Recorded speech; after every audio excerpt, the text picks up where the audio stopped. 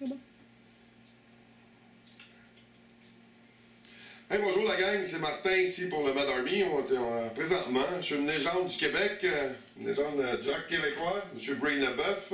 Ça va, Brain? Ça va très bien, Martin, merci. Merci beaucoup de nous recevoir chez toi. On est dans ton bureau, où que tu fais ta musique, tu as l'air d'avoir ton site internet. Tu nous parlais un petit peu de ton site internet et ça commence à changer. C'est flambant neuf, ça fait un mois qu'on est en ligne avec le nouveau site. Ça fait que je joue après ça, je m'amuse comme un malade. C'est quoi la différence de ton nouveau site comparativement à l'ancien? Beaucoup plus interactif.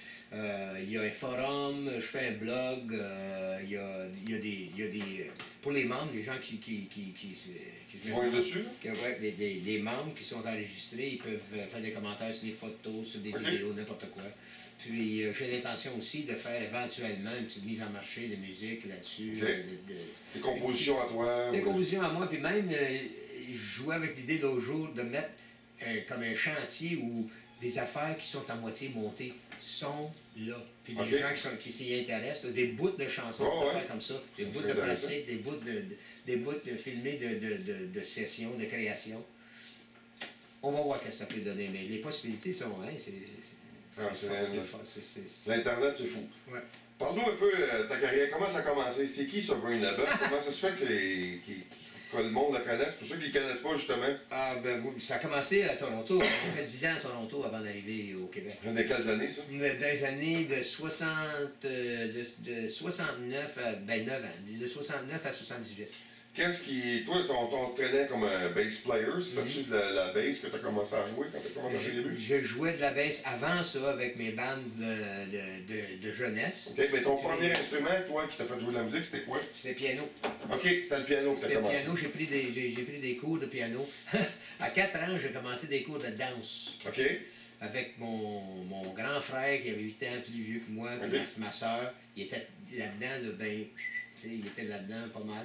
Puis moi, je haïssais ça au bout, j'étais petit cul, puis je haïssais ça. T'avais pas ça danser? Puis ils m'ont dit, il faut que tu prennes des cours de quelque chose. J'ai dit n'importe quoi pour la danse. OK. Ça fait que j'ai pris le piano, puis là, ça fait 25 ans que j'habite avec une chorégraphe. OK. Ah ben, c'est drôle pareil. Puis après ça, du piano, tu as transféré à la basse? Ben c'est ça. La basse, c'est venu comme ça. On montait une autre édition d'une bande qu'on avait pendant quelques années, puis on manquait un bassman, ça fait que j'ai acheté une basse. Puis c'était quel genre de musique que vous jouiez? On faisait du cover du pop, puis quelques chansons originales de l'époque. Genre, on faisait du Stones, du Beatles, beaucoup de R&B. On était pognés sur le Motown, puis ces affaires comme ça. On parle de 66. Je t'en parle pas au monde. Je suis dans 39. Ça va vite. On t'attendait. C'est ça.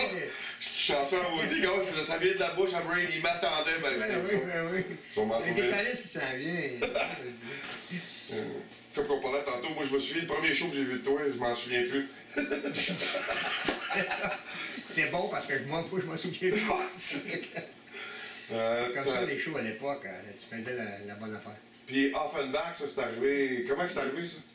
C'était un drôle d'annonce. Tu sais, le business est bizarre. Puis je me suis retrouvé dans un bar à Toronto.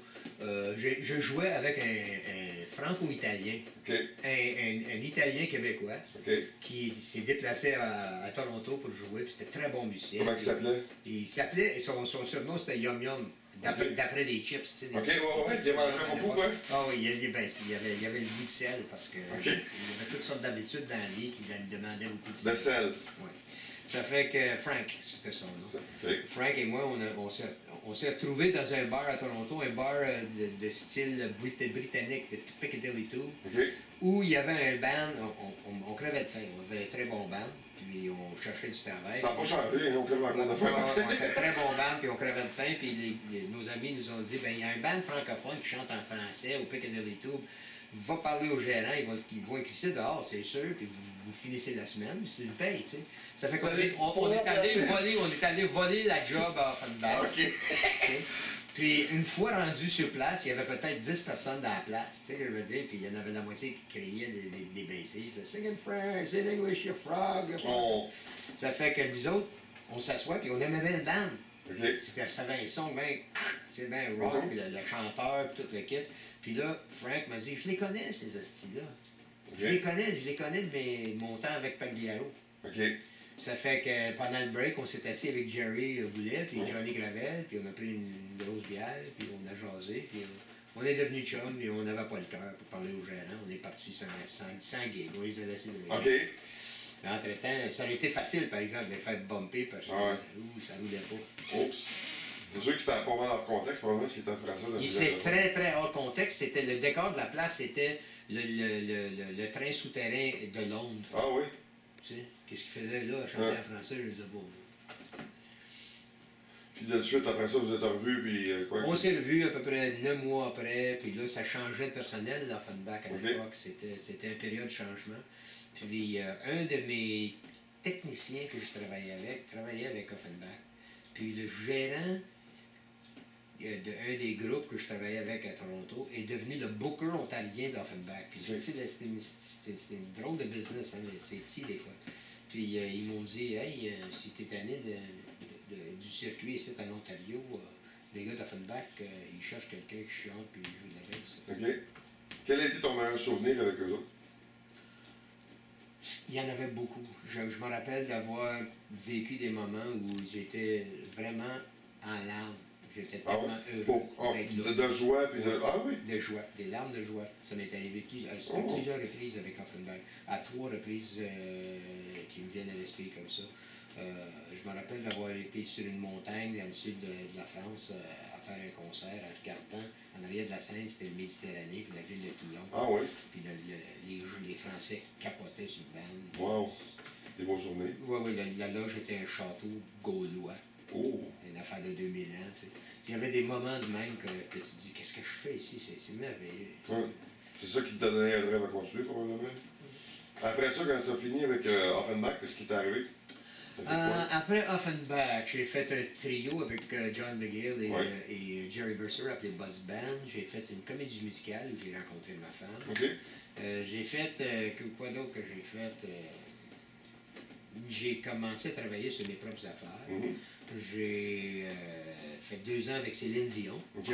On voit une photo des années 80. Oui, je chantais avec Céline, je jouais de la bass et c'était très agréable. On était bien traités, bonne organisation. Petit game de cartes, t'as déjà joué un petit game de cartes à Grenet? Non, j'étais averti. Ah ouais? De ne pas faire ça, parce que René, il aimait ça gager sur n'importe quoi. Ouais. Ah oui, le saxophoniste va être en retard. Je te dis, 6 pièces qui va être en retard. Comment? 6 Je te gage 10 pièces qui va être en retard. Je te gage 20 pièces qui va être en retard, plus de 10 minutes. Ah ouais? Il y a ça dans le sang, le gameler. Ah, ça, puis on riait beaucoup avec René. Fait que par la suite, après Céline Dion, t'as fait. Je sais que t'as été avec Pro Wine, à un moment donné, tu veux nous parler de ça? Oui, j'ai fait 5 ans, quasiment 5 ans. Comment ça, c'est arrivé? C'est arrivé comment ça? Il y a un autre addon avec Jerry Mercer qui m'a appelé lorsque Jim Clench partait du groupe. Puis Jerry a pensé à moi, il m'a appelé. Puis je connaissais déjà les gars, Brian en particulier, que j'avais jamais avec souvent. Ça fait que c'était le fun juste d'aller jouer avec Jerry encore après Buzz Band. C'était un grand plaisir. Puis le public est pour moi pas mal cool. Ils sont encore là, puis ils se déplacent. Ça fait qu'il y avait beaucoup de shows. On faisait l'Amérique du Nord au complet. Là, t'as des projets, t'as-tu d'autres projets par rapport à ça? Je sais que tu revenais avec d'autres en tournée une fois de temps en temps. Oui, puis là je suis à une place que j'aime beaucoup où je pense à mon affaire. Je prends ça tranquille. Ça fait 5 ans que je suis sur la route. Ça fait que je pense à mon affaire, puis je regarde mon répertoire en disant, ben, j'aimerais bien ça, de retaper des chansons, puis de refaire quelque chose avec, puis de rajouter des nouvelles affaires. Entre-temps, ça me donne l'opportunité de dire oui à bien des amis à qui j'ai dit non pendant 5 ans. Il y a des amis qui m'appelaient pour... Viens donc jouer, on a un beau show, à Québec. Je peux pas, je suis booké. Je suis booké, puis j'ai pas le droit de mettre quelque chose sur le calendrier. Ça fait que là, je suis bien content, en tout cas, on va t'avoir votre Ben oui, je peux dire oui maintenant à toi, puis d'aller jouer avec mes amis, les Cal Tremblay, puis les Jimmy James, puis ces gens-là. Tu veux nous parler un peu, c'est quoi les prix? Ça, c'est des affaires que j'ai le choix de les mettre dans une garde-robe, de les mettre sur le meuble. Ça fait que ils sont sur le meuble. des affaires que j'ai ramassées à travers des années. Il y en a des. C'est quoi ça, le 135, le 246? Oh, 130, c'est 1, 3, 5, 2, 4, 6. C'est une collection de disques Offenbach. Okay. 1, 2, 3, 4, 5, 6, je comprends, ouais. Puis les 6 disques représentent à peu près 100 chansons du répertoire Offenbach. Okay. C'est sorti au début des années 90 dans un gros boîtier. Je ne sais pas si j'en ai. Non, j'en ai plus ici. C'était un gros boîtier, une affaire assez chère à monter quand même. Là, il y avait un livre dans chacun. Le livre, c'était l'histoire, puis l'autre était l'œuvre. Ça fait que un livre parlait de l'histoire d'Offenbach, puis l'autre livre parlait de l'œuvre d'Offenbach, qu'est-ce qu'on avait fait. C'est qui la madame, dans le fond? Hein? La madame, c'est Marie-Carmen. Ok, t'as joué avec elle? Ben, j'ai fait du travail pour Marie-Carmen. J'ai fait une chanson pour elle, puis elle est venue me faire des textes pour un de mes albums. Puis on était avec la même maison de disques à l'époque. Okay. Puis on a fait des shows ensemble. Des choses que tu aimerais rajouter? Des choses que j'aimerais rajouter. Ben là, de ce temps-ci, je me suis amusé un petit peu à jouer du blues avec Mario Saint-Amand. Okay. C'était bien fun. On a fait une petite mini-tournée à l'automne. Puis j'en fais un autre à la fin du mois, là, juste pour le dépanner, parce que son nouveau band n'est pas prêt encore. Okay. Puis c'était très amusant. On s'est bien amusé, puis on faisait du Mario, puis du Jerry Boulet, puis du Offenbach, puis du blues. Dans tes projets à venir, là, à part de tourner avec ça, as-tu des projets d'album ou d'autres compositions? Mais là, je m'amuse à écouter, puis à zigonner, puis à vraiment tenter. Je me dis, rendu où je suis, il doit y avoir quelques affaires qui vont être le fun pour moi, qui m'attendent encore avant que j'accroche la base pour de bon. T'accroches jamais ça? T'es pas le seul qui me dit ça. Je ne sais pas, je suis tellement chanceux d'avoir ma santé, d'être en forme. Parce qu'il faut dire que on dirait que t'as 40 ans, toi, là. Ben, je me sens pas mal mieux qu'à 40 ans. À 40 ans, je prenais encore un méchant coup, puis je sniffais tout ce qui était pas. Tu prenais des groupes de comptoir. Tout ce qui était moins gros que ça, là, ça me rentrait dans le nez. On a vu ça dans le film de Jerry. Ouais, mais c'était pas nécessairement les meilleures passes non plus. Parce que, tu sais, on passe à côté de bien des affaires parce qu'on est en train de faire ça, mais faut dire qu'il fallait passer par là pour être là. Puis je me sens très bien et je me sens capable encore d'aborder des projets intéressants et de les venir à terme. Ça fait de les amener à terme. Ça fait que j'ai juste besoin des inspirations. Puis comment est-ce qu'on s'inspire? Bien, on s'assoit avec le piano, on s'assoit avec la guitare, on s'assoit avec la basse, on s'assoit avec des amis. Puis on fait de la musique.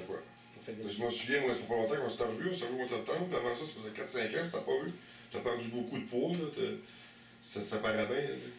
J'ai fait un effort parce que ça devenait weird, là, à un moment donné, là, tu sais, essoufflé à s'attacher les souliers. Là. Il n'y pas ça. Il est plus en forme que moi. C'est le fun pareil.